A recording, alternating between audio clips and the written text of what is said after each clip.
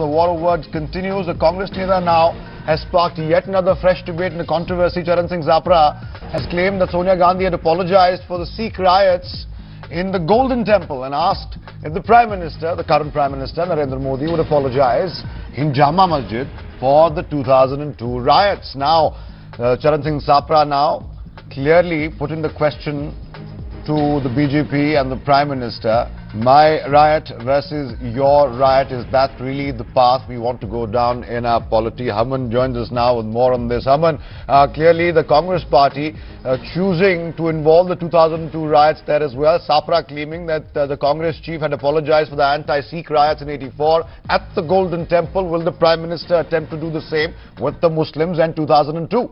Well, that's right. In fact, the news point of the place that I'm standing is the Congress office, and you had Ajay Maken here, who was in fact sometime back earlier taking a press conference where Charan Singh Sapra was also present. When the question was asked, Mr. Sapra was in fact not allowed to speak, and you had Ajay Maken who instead intervened and said, let us stick to the issues that are relevant to the elections. But do remember, this was the statement that Charan Singh Sapra, the Mumbai spokesperson, made was in the context of the elections itself while he was speaking to local reporters. And that in a way, after Manish Shankar's Ayer's comment, you have now Charan Singh Sapra in fact from the Congress giving enough of ammunition for the Bharatiya Janata Party ahead of the second phase now. And what we are what we are expecting is that Amit Shah could be speaking, will be speaking in fact at a PC at 2 p.m. where he's in fact expected to speak on the same issue of Mr. Charan Singh Sapra having made that statement. But even while during the PC, during the press conference, when we tried to ask the question, Mr. Charan Singh Sapra in fact was not allowed.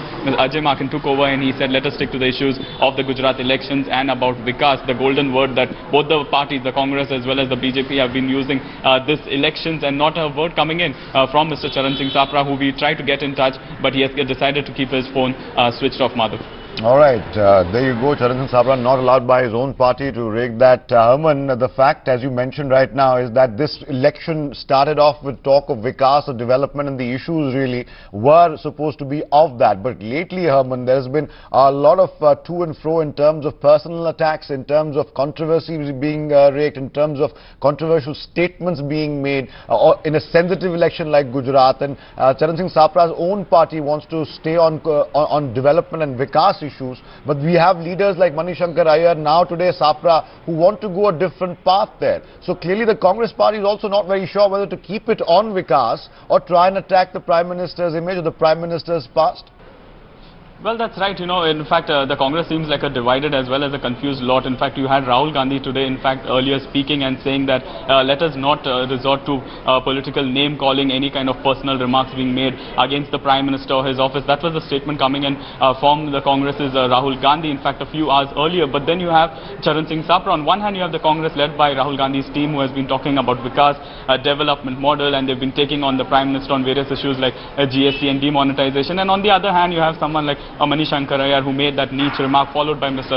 Charan Singh Sapra now, who is invoking those previous rights, and in fact comparing it to the Sikh rights in a way, a right versus right. That is what the Congress for now has been stating through Charan Singh Sapra. And when we tried to ask him what is his clarification, why make that statement now when you have the Congress Vice President talking only about development, clearly the Congress's own leaders did not allow him to speak or rectify or say anything about that matter for now.